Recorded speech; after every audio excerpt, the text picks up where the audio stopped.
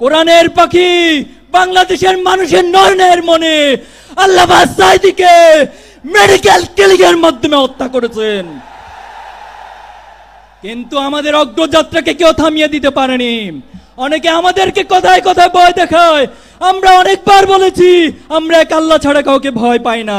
আমরা আবারও বলছি আমরা এক আল্লাহ ছাড়া কাউকে ভয় করি না। আমরা কি থেমে যাব? কারো ভয় দেখানি রক্ত চক্ষুর কারণে থেমে যাব? আমরা কারো আসসালামু আলাইকুম ওয়া রাহমাতুল্লাহি ওয়া বারাকাতুহু। আলহামদুলিল্লাহি রাব্বিল আলামিন। দেশের বিদেশের যে যেখান থেকেই দেখছেন সকলকে আমার আন্তরিক সালাম, আসসালামু আলাইকুম, এবং আশা করি সকলেই ভালো আছে। আজকে আমি একটা জিনিস আপনাদেরকে প্রশ্ন করব, আপনারা আমাকে একটু উত্তর দিয়ে যাবেন। কমেন্ট বক্সে আমাকে উত্তর দিয়ে যাবেন, কিন্তু আমার নাম্বার দেওয়া থাকবে, আপনি আমাকে ফোন দিয়ে জানায় দেবেন। সেই কথাটা হলো, আমি জামাত শিবিরকে ভালোবাসি এবং জামাত শিবিরকে আমি পছন্দ করি এবং আমি দলের সাথে আছি। এখন আমার প্রশ্নটা হলো যে সমাবেশের দিন যখন ছাত্র শিবিরের সভাপতি কথা বলছে, সেই সময় কিছুক্ষণ বয়ান করার পর, বক্তব্য দেওয়ার পর আল্লামা দেলোয়ার হোসেন সাঈদীর কথা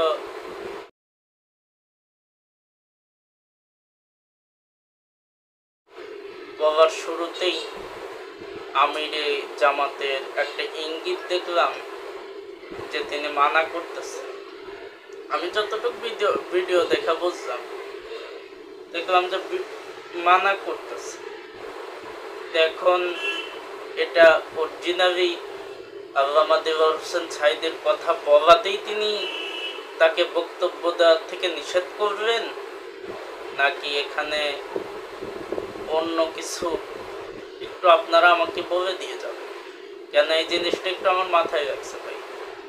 কেন এই বাংলাদেশ জামাত ইসলামী এই দলটা কিন্তু আমি মনে করি যে আল্লামা দেলোয়ার হোসেন সাঈদী থাকার জন্যই এই দলটা আজকে এত উচ্চ পর্যায়ে।